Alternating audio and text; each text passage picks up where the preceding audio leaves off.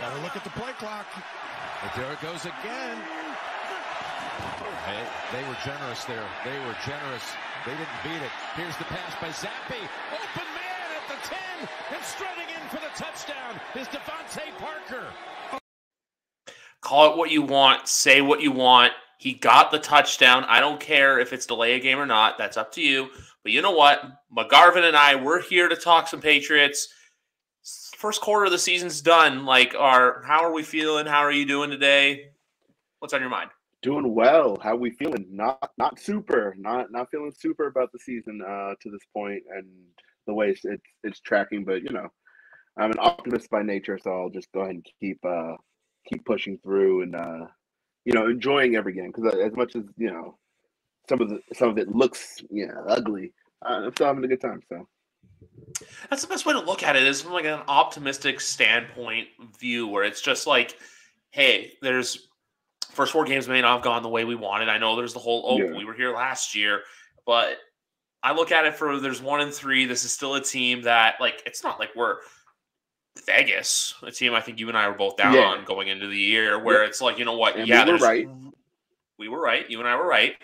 But this is just a general, hey, yeah, this team's still another year or 2 away from being back in that conversation. I'm not saying Super Bowl conversation, but like true, when you look at them as like a true playoff contender. So for the most part, you can't be mad. And when you look at the kid, Bailey, Zapp, I'm not mad at it. I know people kind of go on and say like, oh, Bailey Zappi, like this, like, there's the whole, how do you go back to Mac Jones after this? I'm just like, I'd rather have him out there than Jared Stidham right now. Yeah, that's been an interesting little development from Sunday's game. I really don't know how anyone watched that game and thought, oh yeah, Mac is in trouble. I'm like, he went out there, he completed 10 passes for less than 100 yards. He took some horrendous sacks. I just don't know how anyone can say that seriously. Now, I know a lot of people were joking about it on Sunday because it's fun. And then Monday came and there were people who took it a little too seriously. And I'm like, oh, y'all meant this. Like, y'all actually meant this. That's kind of crazy. But I think for what it was, being thrust into the game with, his first NFL game, period, first time even being active, getting thrown in there and having to play him, a majority of the game. Hoyer went out with the second drive. So he had to go in there and play a majority of the game. So I think for what it was, like, I think it was a fun story, but I think there are legitimate concerns if Zappi has to, play any significant number of games going forward. Yeah, even with the easy schedule that's coming up, I don't even want to, I'm afraid to call it easy, just because I feel like with the NFL, those are the games, we're going to win no problem, and then you snap your fingers and you lose them. So that's why I'm kind of skeptical about this stretch. But my whole thing is if they can go into, let's see, 1, 2, 3, 4, 5, 6. If they can go into that Thanksgiving night game at 4-2 since starting this week, I'll be okay. I think that's best case scenario for the Patriots is 4-2 for the next 6 weeks. I think the stretch is a lot easier than I guess softer is the better term, because there's nothing easy in the NFL, but it's not as grueling as other parts of the schedule. But you think they have Detroit? Detroit comes up, then you got Detroit, Cleveland. I believe they play the Jets. Chicago's in there, and then they also play Indianapolis over the course of the next 6 or 7 games. And I'm just looking at them like, I don't know, man. Those games, on paper are winnable, but it actually really just more or less depends on how it looks from a quarterbacking perspective. I think if it's Zappi out there, it's not going to be as soft as it could be. Just because my biggest concern with Bailey Zappi is his awareness, his pocket presence, but his progressions, his reads, he just goes through them so slowly, and he has since camp, and he's a rookie, so you kind of just assume that's kind of how rookies are. But he goes through them so slowly, and then when he finally gets to the read he wants, the ball is late every time, and I'm just like, okay, cool. I haven't seen enough throughout all of camp. I thought he was kind of up and down as far as accuracy goes. So I have legitimate concerns on what happens if he has to go out there and start a game from start to finish, and kind of I think on Sunday you saw that the Patriots coaching staff kind of coached around him. his first few throws, he had one, that was a bailout. He bailed on the play, rolled out, tried to hit Ramondre. From there, they gave him three bubbles in a row or something to that effect. A lot of short, kind of easy passes. He threw 2 screens. The best throw he made was the dig route to Nelson Aguilar, and even that was late and behind. He had a touchdown if he puts it on him in time. The Devontae Parker touchdown, same kind of thing where he got it and he took it, and we just saw the clip and he took it, but like you saw, even then it was a busted coverage, a delay of game, and the ball was late and behind. So it's like, all right, how does that look when there's not a busted coverage and things of that sort? So I think that's like the real concern. I think Hoyer, and I'm not a Hoyer guy by any stretch, but I think Hoyer, if he's cleared to play, should play, because I think he kind of just gives you, you know what you're going to get out of him. It's going to be like C minus, maybe D plus kind of play from him, and I think that can be enough with the ground game and the defense, because I actually really do believe in that defense. I have concerns about quarterback for this stretch, regardless of the teams. I think they'll be fine for Detroit. I think they're going to have a whale of a game in against Cleveland if they have to play Zappy in that point.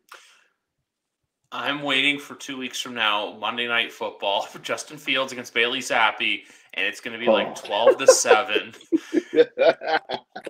And all of America's going to be between them.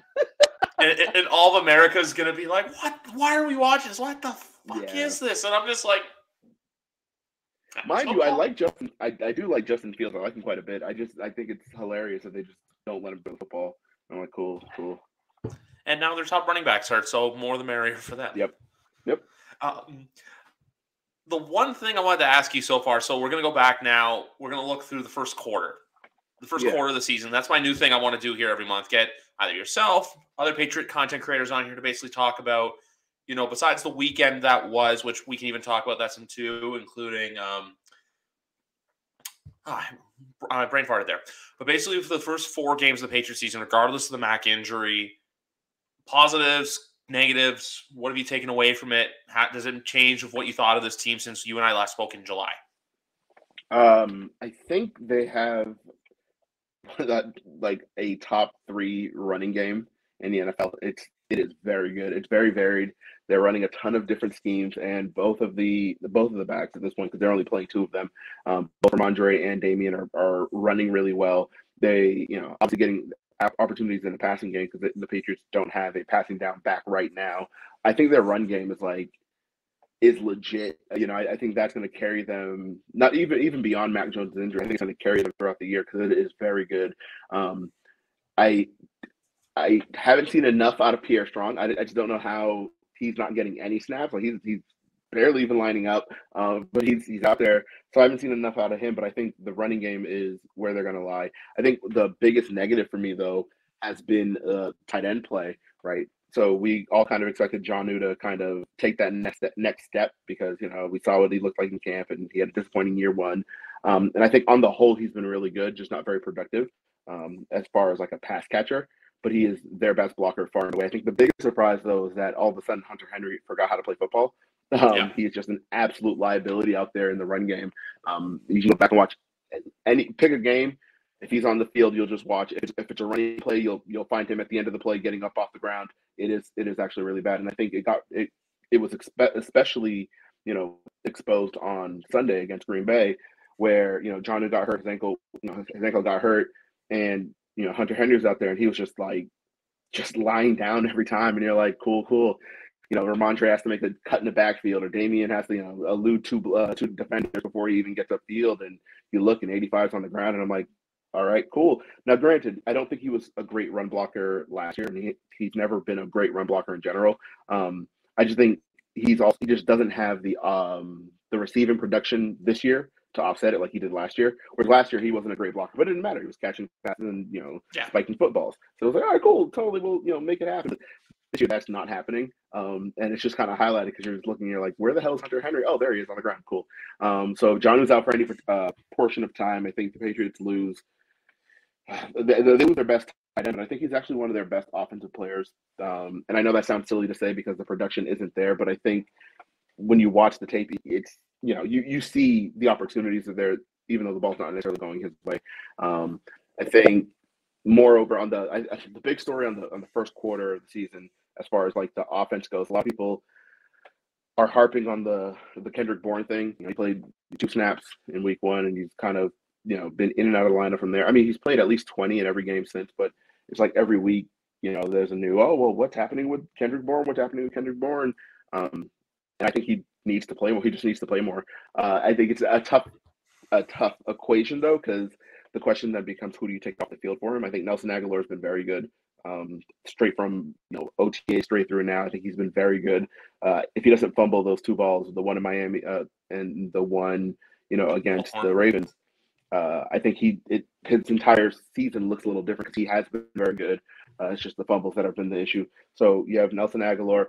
He's kind of been playing the Z role. Obviously, Devontae Parker is the X. Kendrick Bourne can't play X. Cool. So then the question then becomes, all right, well, do you take Jacoby Myers off the field for Kendrick Bourne? No, because Jacoby Myers is Jacoby Myers, and he's kind of your most consistent, consistent option, even though he's the most explosive.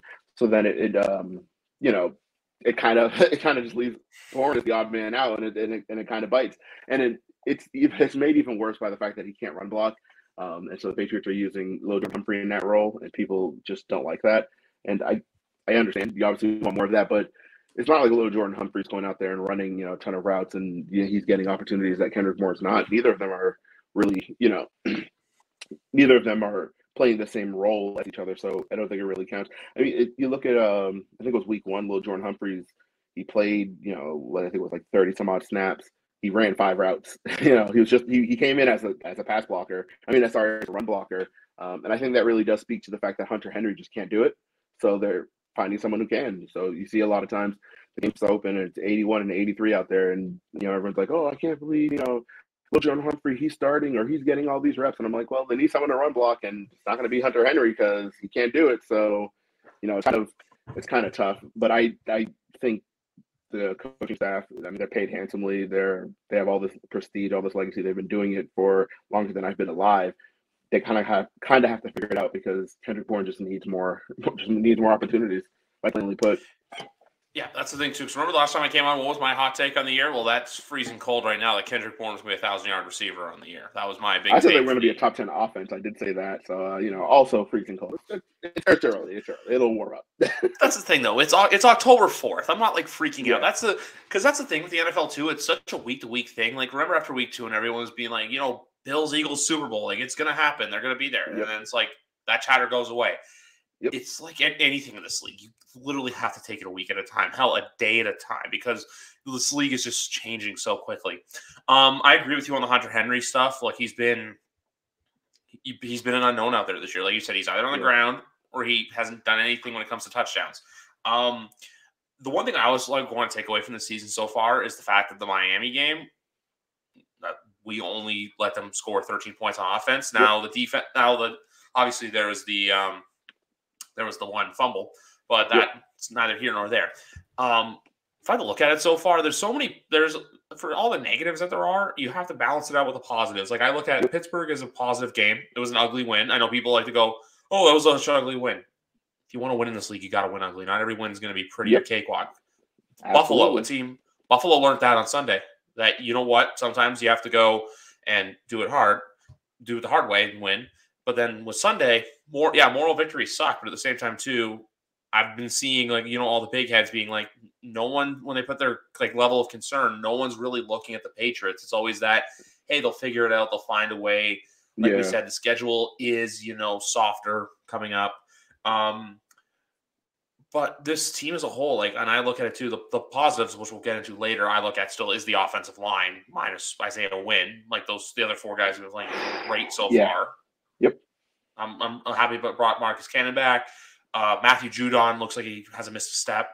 I think Dietrich Wise is a player he's really come back. He's really come back, kind of, proving that he's reliable on the edge. And I'm going to give my props where my props are due, because the Patriots just have a knack for finding corners. Jack Jones with a pick 6 on Sunday. He was great in coverage Jones is the truth. He is the truth. I'm telling you. He is.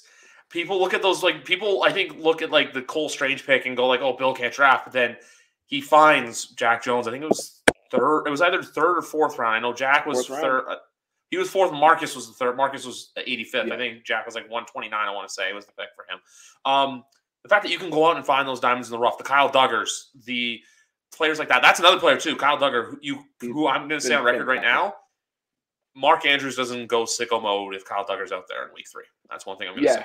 Yeah, I'd agree with that. I think they had Joshua Bledsoe in that role. He had him on 5 snaps, like the quote-unquote passing downs, and he looked fine. It was just when he wasn't taking him, and it was just like, Andrews against the field, against whoever was out there. That's when it kind of got gross. I mean, McCourty couldn't have covered that touchdown any better. I'm telling you, it's just, he's not big enough. He's not, strong enough, and it's like he's also 35, so it's fine. I would agree. I think that Ravens game is different if Duggar plays. Basically, I like to look at a college football for each of these games, like how I thought last Sunday was going to be Big 10 football. Ravens, we got Big 12 football. But this Sunday coming in, besides me coming in, I've told you this, I arrive in less than 48 hours. We have throwback uniforms. We have the Detroit Lions. Like, I look at this game and I'm just like, I don't think there's ever been a more exciting 1-3 game, just because you have one team you're not sure what you're going to get, and you have one team who, for as good as they have been offensively, their defense is just like on the complete opposite end of the spectrum. Yeah. Which I just want to cut in and say one quick thing. And featured, and I know Taylor Kyles has said this, I saw his video about Jeff Okudah really coming into his own in the NFL. He looks like every bit the top 5 pick that he was supposed to be. I've been big on Okudah. That injury I think he would have been there last year, but then obviously the injury, Achilles. The Achilles set him back. So I think he's really come to his own. It's everywhere else. I think they're looking to build a really good D-line. I think they're still a year away. They remind me of, San Francisco when they started building their D-line, right? They started with Eric Armstead. They went out. They got obviously DeForest Buckner. Solomon Thomas came after that, and they kind of just built out that line. Like every year, it's kind of getting a nice pick up front. Yeah, I really like the players they went and got. So obviously, you have Aiden Hutchinson, the second overall pick. I really like Julian Okwara. I think he's a good player. Their D tackles though, Alim McNeil and I'm blanking on the other one. They have two second-year tackles that they drafted. I think third and fourth, or second and third. Either way, they drafted them last year, and they've been really good. No. But I'll pull it up. But I like the tackles that they have over there as well. It's just really, for me, the linebackers and the safeties. I'm just like, I don't see what y'all are trying to do here, because they're back. They have Alex Angeloni playing, and I mean, God bless him, but holy cow, he can't be your best linebacker. I'm sorry, he simply can't be. I don't see it. Walker, they had I thought he was their best safety. So there's that. I don't really like their defense at all, and I think it's just hilarious that the defense is also just terrible. And that's all like a stat. It's like, the Lions' offense is putting up 35 points a game, and the defense is giving up 35.3, and I'm like, that is hideous. Like, that is just you don't win a lot of football games that way. It's the one game. Looking forward to it. Yes, I am too. Like with Sunday, like I look at what they're doing, and like you see how they beat the football team, but then Minnesota and Philly, teams that are going to be in that playoff mix, and Philly might be in the Super Bowl mix, you lose to. And then this past Sunday with Seattle, which how famous do you think you have to be to get on a golf cart to go take it down? Do you think you have to be relatively famous like that? I don't think DK I'll Metcalf. get that way. That was so funny though. I love DK. That I hear him though. Sometimes you gotta go. Sometimes it's just not gonna make it. You know it. When you start bubbling, you're like, it's gonna be a tight call. And that's a big field. So I hear him. Yeah. The player I was thinking of is Levi Onwuzurike. That's who it was. Pick. So yeah. So it was Levi went second, and Lim went third. So I like obviously their D-line that they're trying to build over there.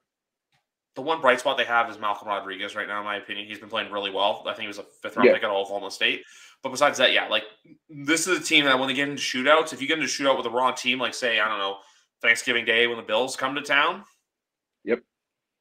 that's gonna be something that I'm really excited for like the throwback uniforms. Obviously, it sounds like they're going to do a little more than just the uniforms. I was reading that they're looking into, different kind of signage on the wall to give it that kind of throwback feel. I'm almost wondering if they go back to the old font for the end zone logo as opposed to the logos they've been using since 2012 or 2013. So I'm really excited about that. I really, really hope Matt gets to play because I want a nice, comfortable win in those red uniforms. Like I just want to see it. I want to see some awesomeness in red. And if they go out there and lay a giant egg, I'm gonna be crushed. So yeah. What was I gonna say? I know they're doing a rally towel giveaway. I've seen some stuff about flags and stuff like that, but I don't know too much into it. I just love how all of a sudden this became like breaking news where it's like, yeah, the Patriots wear the red uniforms. Meanwhile, Patriot fans, we've known this since like August that this game and the befitting Bills game coming up in December, those are the red uniform games. The one thing I'm going to say right now is, though, they're not laying a giant egg. They're going to impress because, like I said, because I'm there. I bought my tickets last week. I'm very excited. Yes. You got to be the good luck charm. That'd be great. I'm the good luck charm. Yes, sitting in section 224. Have the Patriots ever lost with you there? That's the real question. So I've never been to Gillette. This is going to be my first ever game at Gillette. That's exciting. The only other time I've seen them play was 2011, Week 3 in Buffalo when the Bills were down 17, and then the Bills came back and won that game. If you remember that one, I don't remember that 2011. Oh, that Brady threw like 3 picks or something like that, or 4 picks. Yeah. And then that's the weird time when the Bills were like they were both like 2-0 going into that game, and then the Bills like won that game, and then ever since they like fizzled out, and then the Patriots just kind of rode the wave of momentum and went to the Super Bowl that year against the Giants, the second one. So that's the only other time I've seen Stevie Johnson game. That might have been. Oh man, I think so. That game gave me an ulcer. Oh, but you know what? No, like I said, Sunday is my first time in Gillette. I'm sitting kind of like, I think it's the corner. Like basically, it's that corner where the big jumbotron is, not where the construction's going on. Yeah. So I think it's I'm in the 200 level because like tickets are pretty expensive there. Was that the Lions game? Yeah. That surprises. Yeah. Yeah. But no, I'm like 224, but I believe the 200 level, it's not like its own level. It's kind of like connected to the 100 level. And I looked at the view and I just bought them off Ticket Exchange. It looks good. That's the thing too. The view from 200 is pretty good. That's all I ask. That's where I sit every time I go. That's all I ask. That, and then, like I said, I have a full weekend planned. Friday, I'm going to spend the whole day out in Foxborough, kind of like, exploring the grounds surrounding the stadium, spending more money than I should at the pro shop, and going to the Hall of Fame. So it's going to be a very, very exciting weekend. I'm very excited to get out there. But no, with this game, like, I don't know what to expect. I feel like everyone's going to be thinking points, but I could see a world where this is a defensive football game because do you see Jared Goff going out there and putting 45 on this Patriots defense? No. I do not. I don't see it either. I think the Patriots defense is obviously a very good defense. I don't think they're going to allow – Patriots never really allow that many points in the first place. Like they're always like top 10 in points allowed. So I really don't think that. And I also just don't believe in Jared Goff. I think the Lions offenses had to score a lot of points, and so he's kind of throwing to guys and kind of making it happen. But really, it's been like one big play a game, like one like catch and run where something absurd just happens, and you're like, okay, cool. Last week it was obviously Hawkinson. He had that big catch and run, even though he didn't get into the end zone on that. Amon-Ra St. Brown had one against the Eagles. So I think the Patriots can limit that pretty well, especially if Amon-Ra doesn't play. If he does play, obviously that's going to be tough. Especially because he lines up in a slot, and Miles Bryant also happens to play there. So that could get ugly. Yeah. I know, it's like hold your breath and just hope for the best. The only other thing I'll give the Lions credit for is their offensive line. I think is very underrated. I think they have a really good offensive line as well. But yeah, I think it's top 3 in the league. I really do. I think it might actually be top 2. I think Eagles have the best line in the league. I think that's not really up for debate. I would, yeah. So and then from there, I really do I like Tampa's line more than other people do, and I really obviously like Detroit's line. They're another one who kind of just took a bunch of offensive linemen high, even though they had good offensive linemen, and just built strength on strength. and that's just a really good way to do it because they had obviously Taylor Decker and they took Penix Sewell anyway. Frank Ragnow's a really good player. They have Crosby. He was a third rounder, but still they kind of just built it over time. And so it was like, oh yeah, they have one good player on the line. Then next year they have two good players on the line, and all of a sudden, oh shit, they have a really good line. So I like their offensive line as well. Oh, the only thing I'll say about Sunday with the quarterback battle of Goff and either Zappy or Hoyer, or even in the odd chance it's Jones, I think I'm not going to say Jones because I trust him in this stance, but if it's Zappy or if it's Hoyer against Goff, it's going to be which quarterback screws up the least. It's going to be, that I thought what this Sunday, say you could see one of those guys throwing a heartbreaking interception. I could see this being a close game.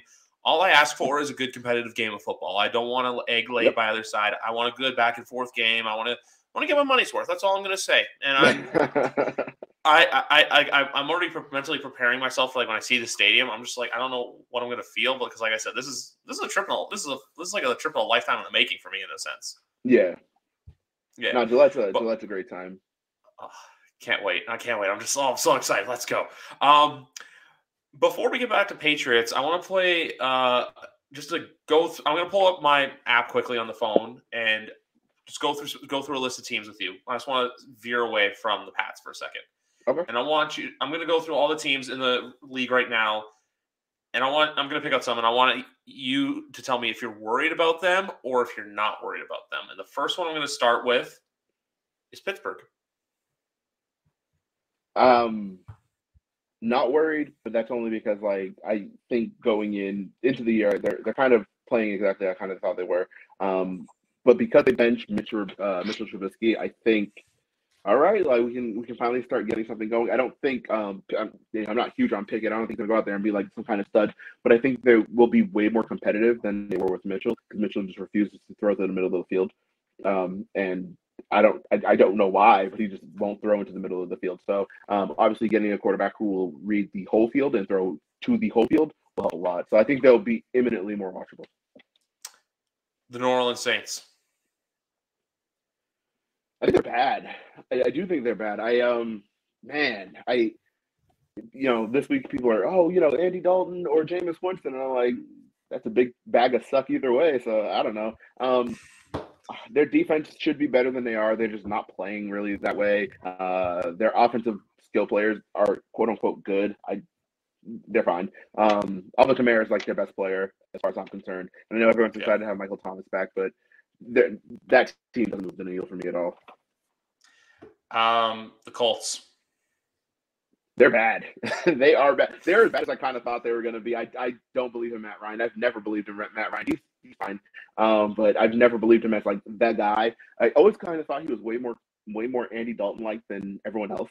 Where I'm you give him a good team, he'll probably be pretty good. You give him a bad team, he's probably pretty bad. But they are not playing well. And it's worried, very worried. I think so. The only other teams when I look on this list, I'm just I worry about all of them. Carolina, I'm not even worried. That's just they suck. No, they need to fire. They need to fire Matt Rule. Just fire him and move on. 1 in 24 when your opponent scores in more than 17 is all the cannon fodder that Dave Tepper needs. Yeah. They're. I think he's also part of the problem, Dave Tepper. He's a quote unquote patient, but there's a point where it stops being patience and starts being foolishness, and we've reached that point last year. So they need to get rid of Matt Rule and figure something out. Baker isn't him, but even Baker shouldn't look this bad with that team. So yeah, the only other teams I see on there where it's I'm not worried about them, but I think that they're more of an illusion of how bad they really are is Atlanta at 2-2, which they're feisty, but they're gonna lose some tough games. And you remember last year the Carolina Panthers started 3-1, and everyone was kind of being this team might be good. They could sneak in. Is that not the New York Giants right now, or is it just me? Of course. Oh my gosh, right? I don't. Oh my goodness. Talk about smoke and mirrors, because even the games they won didn't look convincing. You're just watching it okay, I guess on, but I don't buy it. I do not buy them at all. I'll give you one though. Ooh. Okay. I have one for you. I'll give you two, and they're a little harder. Worried or not, Green Bay Packers. I'm going to say no just because, like, you know how – which someone tweeted this out, and I agreed with it, that the 2022 Packers look like the 2019 Patriots, where if Brady doesn't – I think – was that you? Did I tweet it? That I know I put it in a DM, but yes, that is exactly how I felt. If he doesn't find someone open, he just chucks it away. Yeah, that is absolutely accurate. Where like everyone's just kind of waiting for them to like just they're just gonna get good, and it's like yeah, because of the quarterback, we all just kind of assume they're gonna just flip the switch and be good. But man, they do not look like a functional offense at this point. My other one is other one's Tampa. You know what? I'm saying yes. I'm concerned for them. I'm not concerned about them for winning the division just because, like we said, we don't think the Saints are that good. The Panthers are bad, and then the Falcons they're frisky. They're 4-0 against the spread, though. So for you gambling folks out there, Atlanta Falcons moneymakers, I'm worried about them. Like even after, and also I want to get into last night. I don't look at any NFC team, and I'm like, maybe besides Philly, but like Philly doesn't have the experience yet. So I don't look at any NFC team, and I don't look at them, and I'm like, yeah, you can win the Super Bowl. I don't look at any team that way. So yeah, for those two, yeah. But that's the thing where I look at the Packers, where I'm like, they'll make it, but I'm like, I don't have confidence in them to be in the Super Bowl. I think that Brady misses Gronk. He has. Yeah. That's the thing, too, when everyone like, oh, the Patriots never gave him anyone to throw to. Who's he throwing to now? Like, you're throwing to half of Chris Godwin, who I don't think he's fully recouped from his ACL yet. He's hurt in every game for injuries, and I'm not someone who believes in players being injury prone or anything like that. I just think like they kind of just got to get him right, because if after every game he's like limping to the sideline, I'm like, whew, is he really back yet, or do we just need him to be back so he's out there? You know what I mean? That's kind of how I feel with him. Yeah, I feel the same way. And I'm going to go to last night because this is the only team right now that I look at, and I'm like, you could go to the Super Bowl. That's San Francisco. That defense, like, DeMeco Ryans is going to be a head coach in the NFL. He should have been a head coach this year. He is very good. Coordinate the shit out of a defense. My only with them is Jimmy. I was also going to say, too, I'm blanking on his name, but that pick six last night, the ball recognition, my goodness. I know they call him like Hafanga Talanoa. Yes. Talanoa. I was trying to practice how to say it last night. I was like, yes. Yeah, he is going to be very good. I know he's only he played at USC. He looks like the real deal. Holy yeah. And it happened like almost overnight, because he was like fine last year. Obviously, he was fine in college as well. And then like he just got to camp this year, and you read the reports and like, oh, this guy's kind of making plays. And then the game started, and you're like, oh shit, this guy's making plays. So I'm looking to see how he develops. He's going to be a player.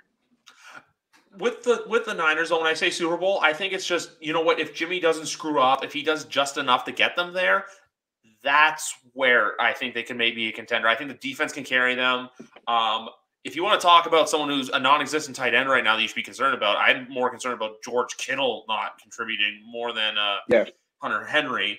But my God, Deebo Samuel's a baller. Yeah, he's ridiculous. He is ridiculous. Yeah, and I have a team for you for the worried or not. The Rams. Worried. I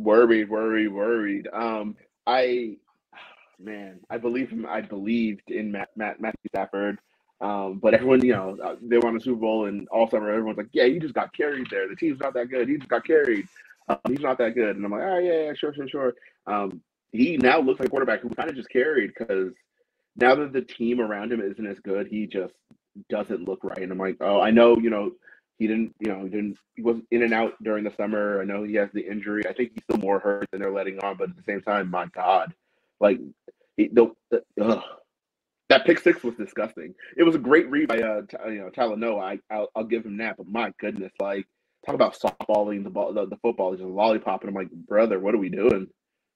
Yeah, like I think he's hurt. I think his elbow is worse than people are letting us believe. And at the end of the season, it's going to come out, you know what, he needs major surgery. It's this, and this.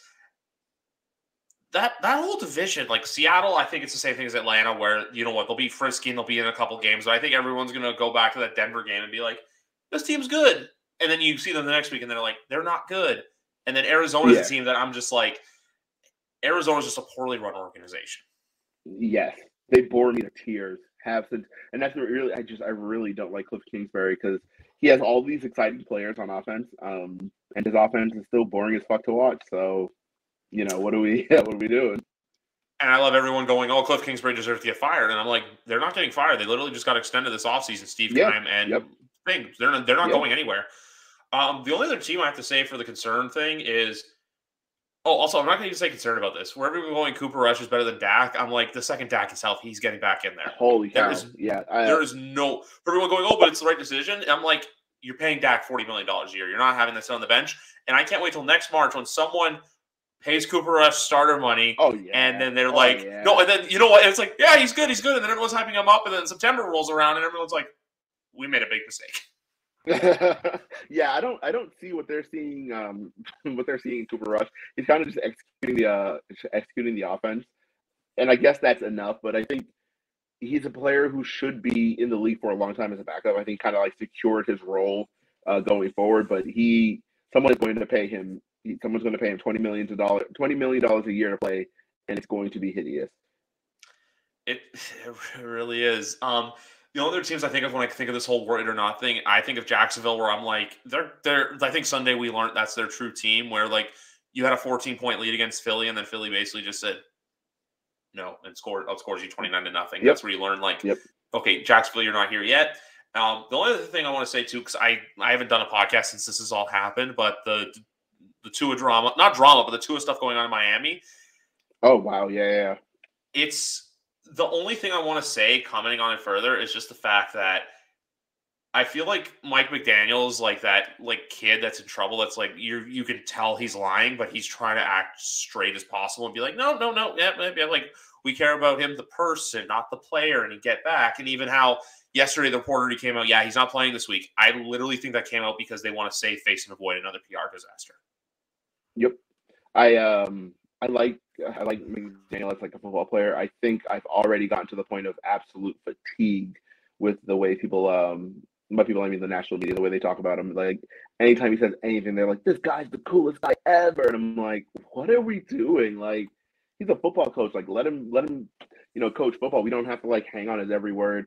As far as the whole Tua thing, that was pretty bad, obviously, and I think only one person getting fired is.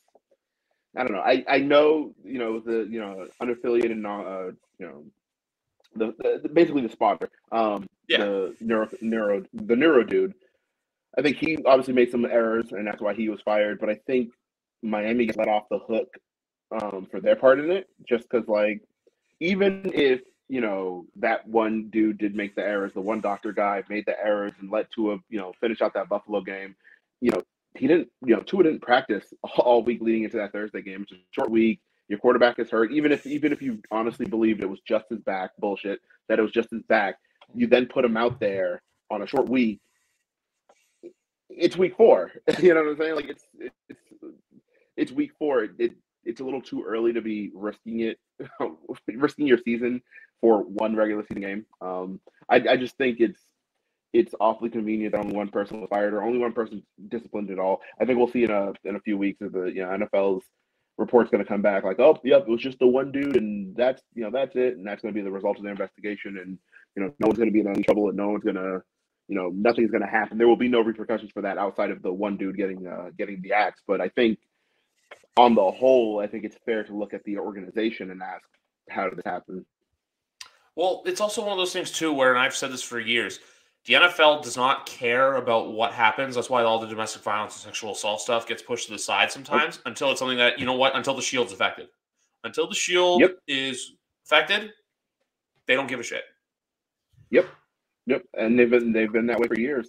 And I know a lot of people put that on Goodell, and they blast him as being a bad commissioner, but in truth, he's actually a really good commissioner because he makes the league a lot of money. And by good, obviously, I mean within the context of what they hired, what the owners hired him for. Obviously, he's an atrocious runner of the league, but he's made them a ton of money, and he's a really good meat shield. Like anytime there's anything even like remotely uncouth going on, they send him out there. He takes all the booze, takes all the arrows, takes all he falls on the sword, and all of the owners are just kind of like, all right, cool, and no one asked any questions any further because everyone's mad at Goodell, and it's like, cool, but the owners are his bosses, and they've been involved in a ton of shady shit, and you know what I mean. It's ridiculous. It's absolutely ridiculous. I mean, you had an organization tampering with the greatest quarterback of all time while he was under contract.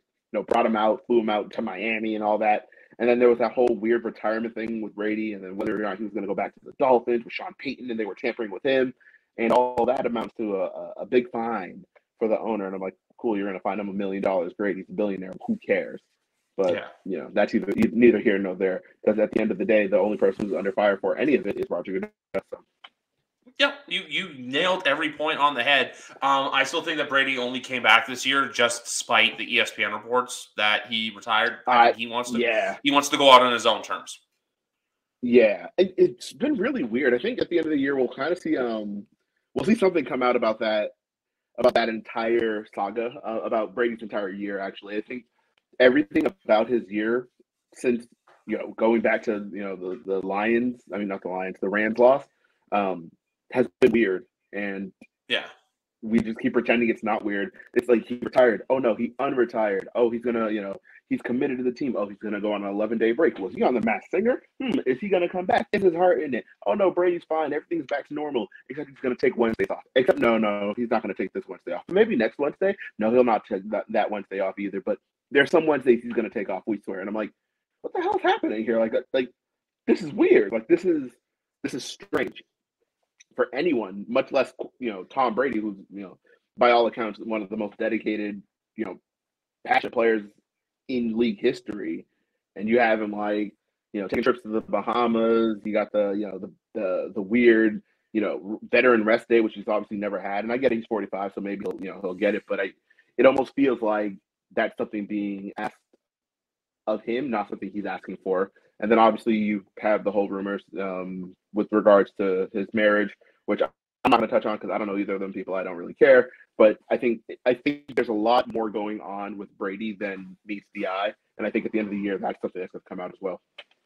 Yeah, it's all going to come out in literally the day after the Super Bowl or the day after the Bucs season ends. Who knows when that'll be. But if the Masked Singer thing comes true, I'm just going to laugh because that was a Reddit theory. That was literally something that someone posted. It was posted on Reddit, literally in August, right after. It's he's on the Masked Singer. So if he's on the Masked Singer now, everyone's going to say, everyone's going to be like, oh, yeah, he just did the Masked Singer and stuff like that, how it's just an unexcused absence and everything like that. So it's just one of those things. But I completely agree with you that we're going to find out about all of what he's done at some point. It's all going to come out, and it's all going to be dirty laundry. And like you said, too, we know the marriage stuff's going on, but you or I, we're not. That's not our department. We're here to talk football. Yep. And I want to shift gears back now to the Patriots because obviously we talked about Jack Jones earlier. Who else on the team has impressed you this year so far? Recency bias will tell me to say Marcus Jones. He looks like a stud returner. He looked like a stud returner in the preseason as well. I know that he bobbled his first ever return, and then he muffed the other one. So it was not it's an inauspicious start. And then he's been having issues getting on the field, and they put Miles Bryant out. I think though, the toothpaste is out of the tube at this point. You can't really go back to Miles Bryant when Jones is giving you good field position. He's picking up chunks on the returns. You can't go back to that. So he has to. You gotta have to find a way to put him out. You're gonna have to find a way to put him out there. I think other players that impressed me, I really liked obviously Kyle Duggar. I think he's going into the season. Everyone kind of had him as pegged as a guy who was gonna have a breakout year, and he has been very good. He has been the best defender on the field. What's that? He's a dog. Yeah, absolutely. And it's his tackling ability, his speed, obviously. I know that he gave up that touchdown, the long touchdown to Jalen Waddle in Miami. But outside of that, I think he's been I think he's been fantastic. So he's really impressed me. On the offensive side of the ball, Cole Strange has been very, very good. He is having a lot of people eat a lot of crow because holy cow, he has been impressive. He's clearly their best puller. whenever they're whenever they pull him, something good happens.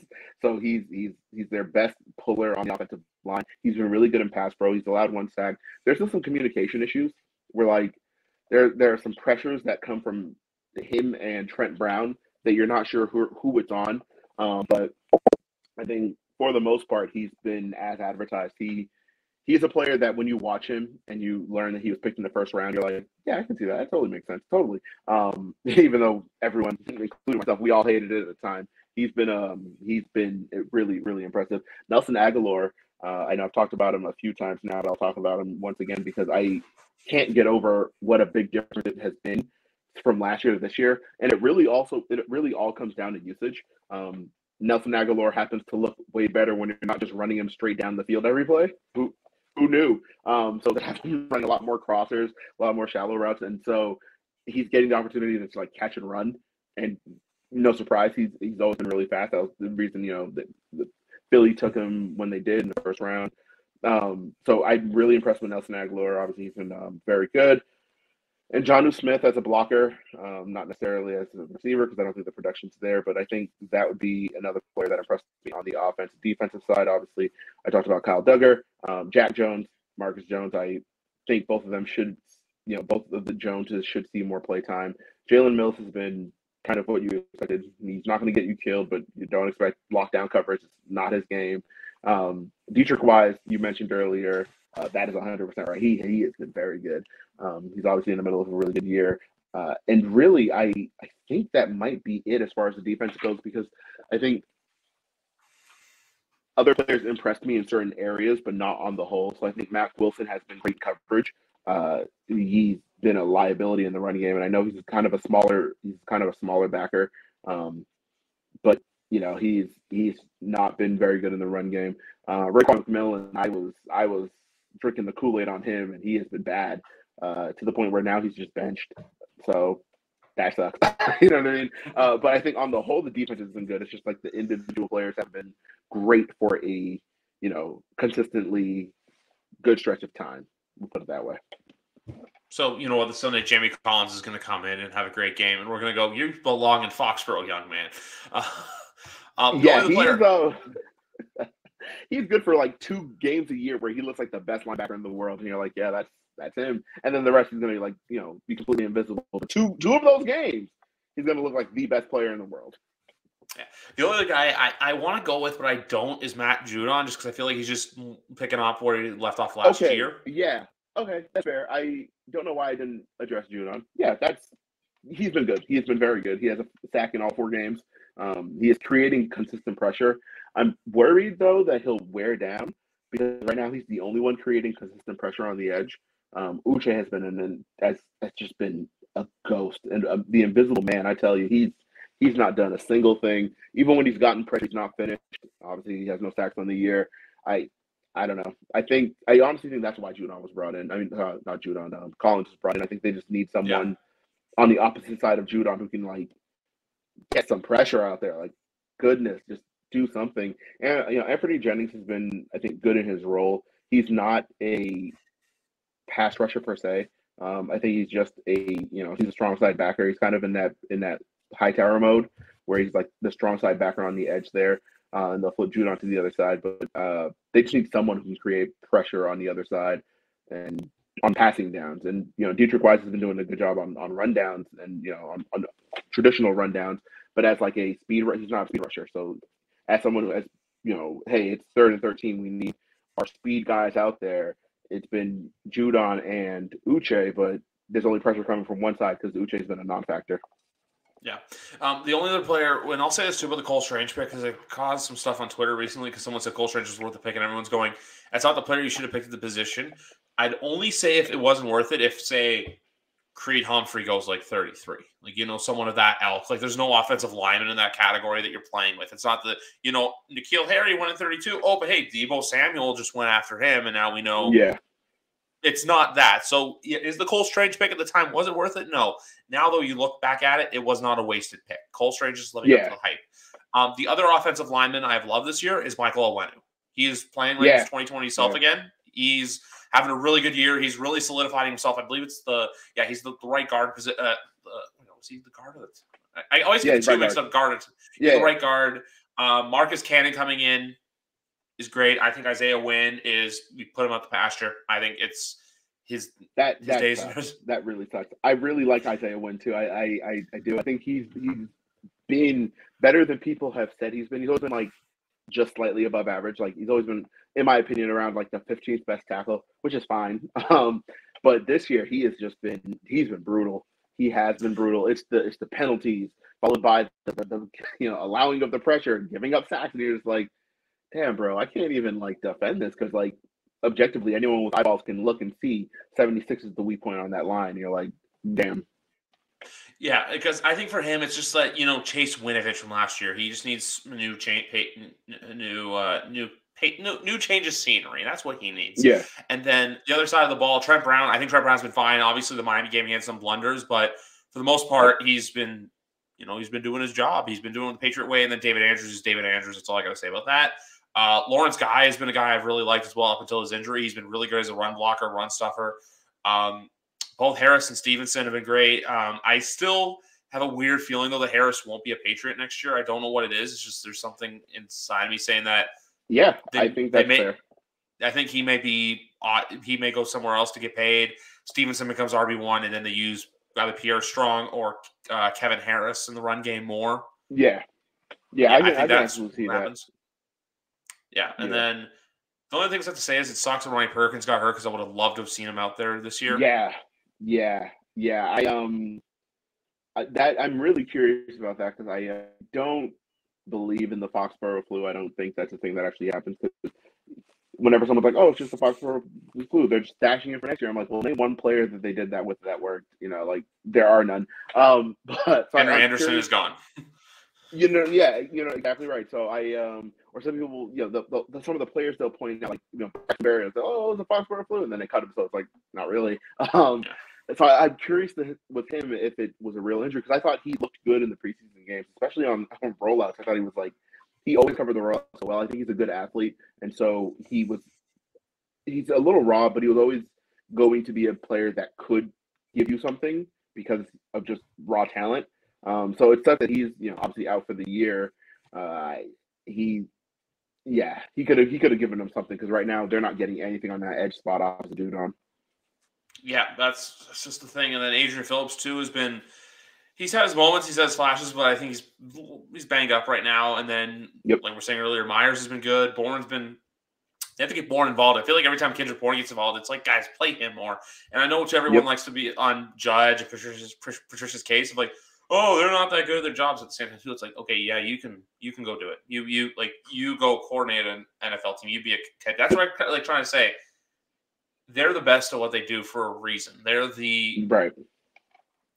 Coaching football is not an easy job. Out of all the major sports to coach, it ain't easy. I think it really just comes down to the fact that Judge went to New York and Matt Patricia went to Detroit, and they both teams were absolutely terrible. And for the most part, people find them to be unlikable, so they get a lot more flack than I think they deserve, or than I think is appropriate for the time that they're getting it. I think if it's before the season even starts and we're in camp, and people were like, they got to fire them. This is the worst they've ever looked. I've never seen an offense look worse than camp. Blah blah blah. And I'm like, relax. You know what I mean? Like, I know you have an axe to grind. I know Patricia is not likable, and Judge is an ornery dude, but relax, kind of let it see. And as a result, I think the offense is getting a lot more scrutiny than it deserves as well, because what we're seeing is a lot of like execution errors, right?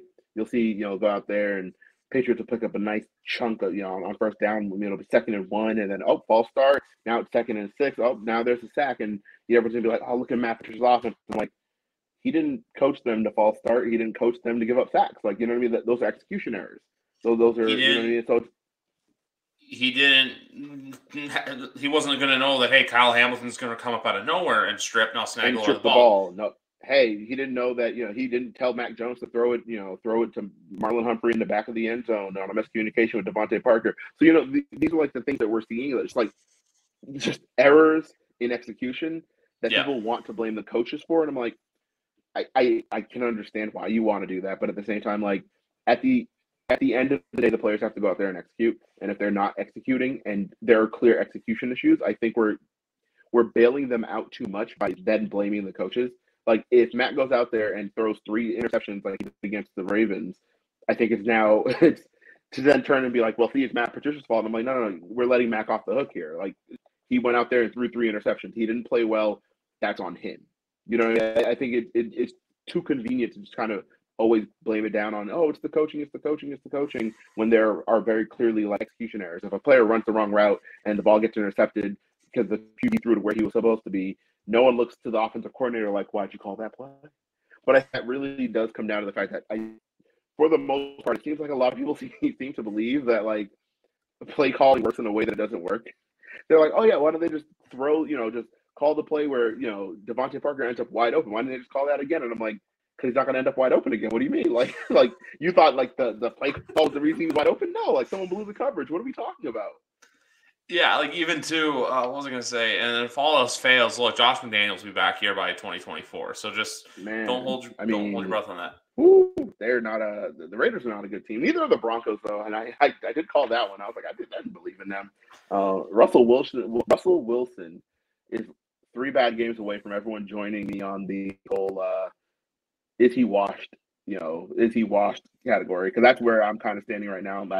I'm looking, and he is just not playing well. And I know it's only 4 games in the season, obviously, but I think given what he put on tape last year, what he put on tape in the second half of 2020, and what he obviously put on tape the first 4 games of this year, I think it is fair to start to wonder, like, is he still an elite player? I would say no, but people would obviously push back on that. This might be a bit of a hot take question, but if there is which I just had a thing go through me because I remembered what the Thursday nighter this week is, and it's Colts Broncos. So buckle up, everyone on Amazon Prime. Who's more likely to lose their job after one season, McDaniels or Hackett? Hackett. He, yeah, only because with McDaniels, the Raiders are fine, like as far as like roster talent goes. I think kind of middle of the 28th ranked defense. Yeah, I don't think I think they're kind of top heavy, where like their high end players are really good. It's just everyone else is just fine. So I think knowing that and knowing who Mark Davis kind of is, I think he'll kind of get a pass on that. Like, all right, yep, we'll kind of give you another year, kind of build it. Whereas with the Broncos, I think they have a team ready to win the Super Bowl like right now. They have. They go 4 deep at wide receiver. They go like 4 deep at cornerback. They have my favorite safety, one of my favorite safeties in the league, in Justin Simmons. They have Bradley Chubb. They have obviously Randy Gregory, who just went on IR, but they had they obviously had the pass rush there. They need linebackers, but who doesn't at this point? And so they look like a team that's ready to go. They had obviously 2 stud running backs. Javonte Williams obviously just went on IR, but they had Melvin Gordon. So I think they probably think they have a team ready to win now. And if the trend continues as they have through the first 4 games, and Nathaniel Hackett kind of looks overmatched, then I think they may make a change just for the sake of like, hey, we have our team. Here's our window. Let's go get it. The only thing I'm going to say quickly is this Thursday's game feels like a must-win for either team to keep your season alive. I know it's week 5. Yeah. It's kind of crazy, but this is a game that feels big for both. Yeah, I think if the Broncos, I think it feels bigger for the Broncos, but I think if they lose, they're kind of cooked as far as like the AFC goes, just because, I think they play in a tougher division, obviously. They still have the games against Kansas City to go. They still have the Chargers. They still have another date with the Raiders. Obviously, we'll see how those games go, but on paper, those are tougher teams. Then, hey, we got to go play Houston. Again, we have to go play Jacksonville, or we have to, Tennessee's probably going to be a tough out, but we have to go play Tennessee. So it looks, on paper anyway, it looks like it's a bigger game for the Broncos, because if they lose, I don't know how long we go until their next, like, decisive win. I'm looking at their schedule here, and on the week 12, they're going to Carolina to play the Panthers. Think about how that game, we went from those 2 teams now being like weirdly, bad and like mid, from what I say is the worst Super Bowl of all time. I still stand by that. Super Bowl 50 it was not a good game at all. No, it was not. No, I know people like to say Super Bowl 53, but no, Super Bowl 50 was just not fun. That was boring football. Yep. And then even the other one too here now, Christmas Day, we get traded to the Broncos versus the Rams. Like, who? Like, Yeah, see, on paper, that's supposed to be like a marquee matchup. In truth, we're probably going to get there, and they're both going to be under 500. Like, that's a real possibility. It'll still bring in a lot of viewers because it's Christmas, and I know there's NBA on Christmas, but NFL. I love how the NFL finally discovered, like, hey, yeah, let's play on Christmas, and we'll like get 20 million to 30 million people watching these games. It's like I think for a long time they were kind of afraid of the NBA because the NBA had Christmas on absolute lockdown. Like, it was like, oh, what are you doing on Christmas? Everyone's watching basketball. I think they slowly kind of started like nudging their way in. It helps that the last few Christmas games they've had have been relatively good, or at my score they've been good. But I remember Alvin Kamara just had like 5 touchdowns. Shit, like, I'm around at my mom's house with my family. Obviously, because and we were like, this is absurd. Like, this, I can't believe this is happening right now. Yeah, it's like Thanksgiving this year. We're gonna get Bills Lions. You could take your nap or watch Giants Cowboys, and then at nighttime you get the Patriots and the Vikings, which I don't want to say automatic win, but we all know the Kirk Cousins primetime effect. So I like the Vikings as a team. I don't like Kirk Cousins enough at all to like watch their games more than I have to. If they're like the only game on, like they were on Sunday, then obviously like I'll watch it because I'm a slut for football. But if I have any other game I can possibly watch, it's not going to be the Vikings. I just because Kirk,